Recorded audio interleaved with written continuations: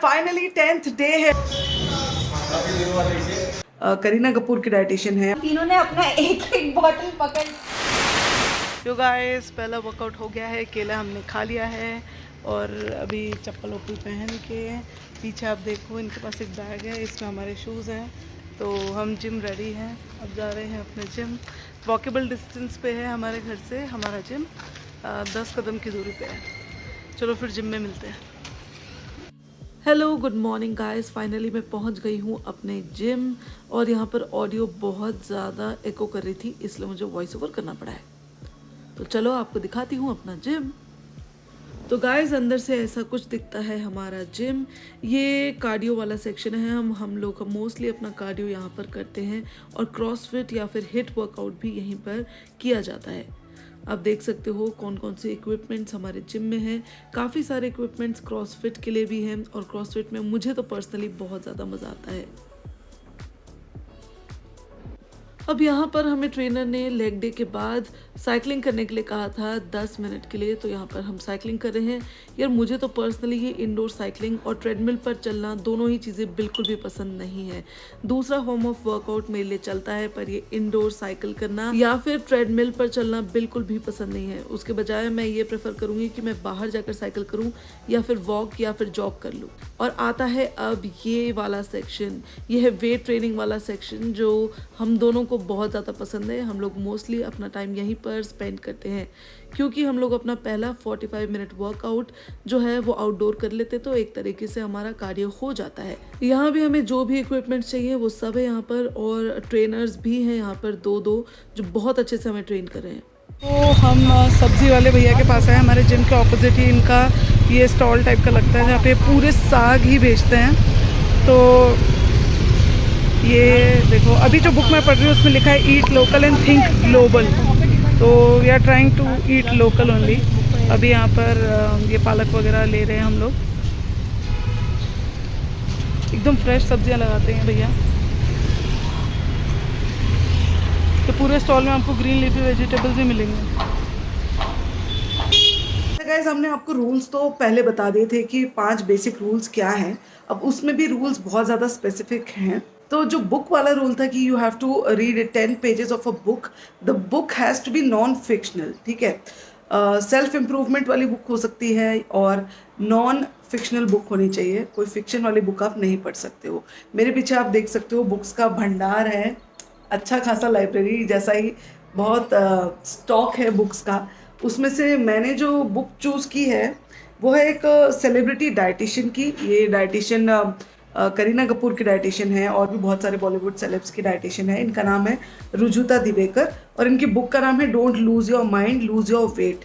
तो as in अगर आप टाइटल सोचोगे कि डोंट लूज़ योर वेट, ये वेट लूज़ करने के लिए ये कोई हैंडबुक नहीं है। एक तरीके से आपकी लाइफस्टाइल और आपकी डाइट कैसी होनी चाहिए उसके लिए है। मतलब don't lose your mind to lose your weight. कुछ लोग ऐसे होते हैं मतलब they are crazy behind losing the weight, तो ऐसा नहीं होना चाहिए। कुछ ऐसी ही दिखती है book, don't lose your mind lose your weight by Rujuta Diwekar. पीछे ये है हमारी इस बुक की ऑथर, और बाकी लोग जो मेरे साथ इस चैलेंज में हैं वो किस तरीके से अपनी कौन सी बुक पढ़ रहे हैं वो भी आपको बताती हूँ। बुक्स की बात करें तो हम तीनों ये बुक्स पढ़ रहे हैं। मैं पढ़ रहा हूँ एटॉमिक हैबिट्स, मैं पढ़ रही हूँ 7 habits of the highly effective people, और रिया पढ़ रही है how to don't lose your mind lose your weight by Rujuta Diwekar. हाँ, तो ये तीनों बुक अच्छी हैं बहुत। मैं रिकमेंड करूँगा कि ये तीनों बुक अपनी पढ़ें जी। ये मैं हिंदी में पढ़ रहा हूँ क्योंकि मुझे अपनी हिंदी इम्प्रूव भी करनी है। तो और हम बुक क्लब भी करते हैं, book club meeting every Saturdays to tell each other कि हमने क्या पढ़ा, हमको क्या लेसन्स मिले इन बुक से। तो वो भी हमारे एंथुजियाज्म लेवल्स को हाई रखता है आई फील, एंड ये चैलेंज बिकॉज हम तीनों साथ में कर रहे हैं बहुत एक्साइटिंग और बहुत इंटरेस्टिंग लगता है। तो आकांक्षा, मैं और वरदान आपको बताएंगे हमारा 10 डेज का 75 हार्ट चैलेंज का एक्सपीरियंस कैसे रहा। मतलब एक्सपीरियंस अच्छा था, थोड़ा डिफ़िकल्ट तो है ऑब्वियसली, मेरे लिए तो काफ़ी ज़्यादा डिफ़िकल्ट है। मैंने आप लोगों को पहले दिन में बताया था जो रूल कि सबसे इजी वाले रूल से स्टार्ट करते हैं, तो आपको अपेरेंटली मैंने ये बताया था कि बुक के 10 पेजेस पढ़ना बहुत आसान है। पर भाई जब आप 2 वर्कआउट्स करोगे 45 मिनट के, वो भी, और आपने कभी लाइफ में नहीं किया है वर्कआउट, जॉब भी करते हो अगर आप, उसके बाद आप कुछ और भी कर रहे हो अपनी ज़िंदगी में, 4 लीटर पानी पियोगे, इतना सब कुछ याद करने के बाद जब आप बिस्तर पे लेटने वाले होगे तब आपके पास बचेगा बुक का टाइम, और वो बुक के 10 पेजेस पढ़ना बहुत ज़्यादा मुश्किल हो जाएगा।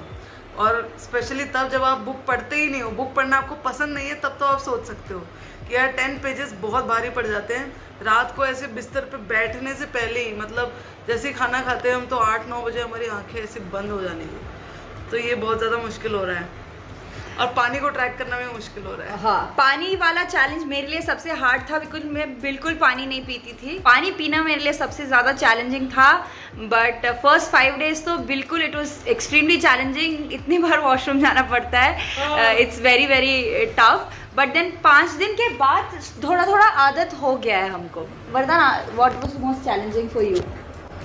मेरे लिए क्योंकि जॉब भी करना है तो उसके लिए उसको स्केड्यूलिंग में लाने के लिए टाइम टेबल जो फॉलो करना है, that was the difficult part. क्योंकि मुझको 7 बजे तक ऑफिस जाना होता है, तो उससे पहले मुझे एक सुबह उठ के बाहर आउटडोर वर्कआउट करना है, उसके बाद ऑफिस जाके एक इंडोर वर्कआउट भी करना है, तो उसके लिए एनर्जी लाना वो सब भी बहुत मुश्किल हो जाता है, और उसके बाद ऑफिस में काम भी करना है, तो ये सब मेंटेन करना मुश्किल हो जाता है। और ऊपर से फिर डाइट भी मेंटेन करनी पड़ती है, और फिर 2 वर्कआउट कर रहे हो, ये सब कुछ मेंटेन करना मुश्किल होता है। लेकिन स्टार्टिंग में मुश्किल था, अब थोड़ा आदत हो चुका है। हाँ गाइज, आपको 75 हार्ड चैलेंज के रूल्स हम लोगों ने बता दिए हैं, लेकिन हम लोगों ने इस चैलेंज को किस तरह से अप्रोच किया है वो भी बताना ज़रूरी है, क्योंकि हम लोग 3 लोग एक साथ इस चैलेंज को कर रहे हैं, तो हमारे लिए ये चैलेंज थोड़ा बहुत ईजी हो रहा है। क्योंकि जब भी मतलब हम में से कोई डीमोटिवेट होता है तो कोई और आके उसे मोटिवेट कर देता है, या फिर एक कांस्टेंट रिमाइंडर काइंड ऑफ हमें मिल जाता है कि यार पानी पीना है, एक दूसरे को हम याद दिलाते रहते हैं, तो थोड़ा इजी हो जाता है। तो अगर वर्कआउट्स की बात करें तो फ़िलहाल हम लोग ने ऐसा किया है कि हमने कोशिश की है कि हमारे दोनों वर्कआउट जो हैं वो सुबह हो जाएं। और वैसे एक रूल ये भी है कि दोनों वर्कआउट्स के बीच में एक गैप होना चाहिए, 30 मिनट्स का मिनिमम गैप होना चाहिए दोनों वर्कआउट्स के बीच में।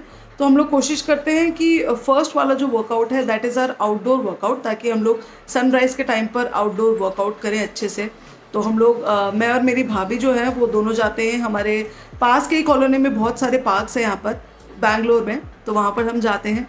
उसके बाद मेरा भाई जाता है अलग से, वो रन पे जाता है, क्योंकि उसे कई बार ऑफिस जाना पड़ जाता है उसको सुबह सुबह, तो वो अलग जाता है और हम दोनों एक साथ जाते हैं। उसके बाद मेरा और मेरी भाभी का रूटीन ये है कि हम लोगों ने अभी एक जिम मेंबरशिप भी ले ली है, तो हम दोनों उसके बाद आधे घंटे बाद रुकते हैं, कुछ बनाना वगैरह कुछ खाते हैं, हम लोग सोप डायमंड्स खाते हैं, उसके बाद हम जाते हैं जिम।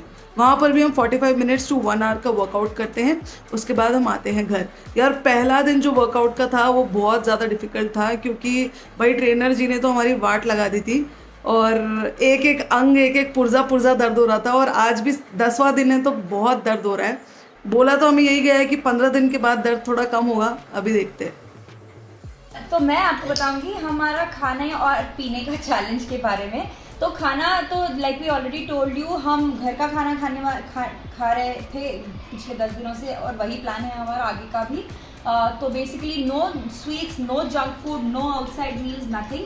क्योंकि मुझे और वरदान को ऑफिस जाना पड़ता है, हम ऑफिस के कैंटीन में भी सबसे हेल्दीएस्ट खाना चूज़ करते हैं, जैसे स्प्राउट सैलेड हो गया, पनीर सैंडविच हो गया, या फिर डोसा हो गया। किल्लत के टाइम में जो मिल गया वो खा लिया। Mostly we have breakfast, lunch and dinner. हम यूजुअली अभी हम ट्राई कर रहे हैं कि 2-2 घंटे में खाएं। उसके अलावा हम इस चैलेंज को आई डोंट नो और चैलेंजिंग बनाने के लिए या पता नहीं क्या, हम इंटरमिटेंट फास्टिंग भी कर रहे हैं। सो 10 o'clock से लेके 6 o'clock के विंडो के बीच में हम अपना सारे meals, breakfast, lunch and dinner खा लेते हैं। This is excluding the snack that Akanksha ने आपको बताया। इसके बाद तो basic meals, home cook meals, really rich in protein, rich in fibre, low in carb.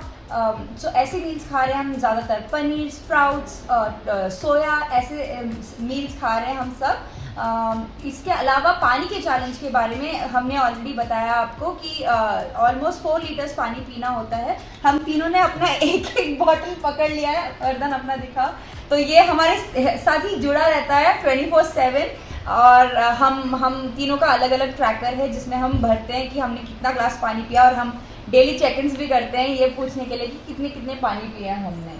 तो वरदान आपको अगले 2 रूल्स के बारे में बताएंगे। तो चौथा रूल इसी चैलेंज में ये है कि हमें 10 pages of non fiction book पढ़ना है। तो 10 पेजेस आपको बुक पढ़ना है, लेकिन वो बुक सिर्फ नॉन फिक्शन हो सकती है, कोई फिक्शन बुक आप नहीं पढ़ सकते। 10 पेज आपको पढ़ना ही पढ़ना है। अगर आप मिस कर गए कोई भी रूल एक्चुअली में, अगर में से आप एक भी रूल मिस कर गए तो आपको पहले दिन से दोबारा से शुरुआत करनी पड़ती है। तो अब तक तो हमने सारे रूल फॉलो किए, देखते हैं आगे कैसा होता है। लास्ट 5वां रूल है कि आपको सेल्फी लेनी है हर दिन अपनी प्रोग्रेस को ट्रैक करने के लिए।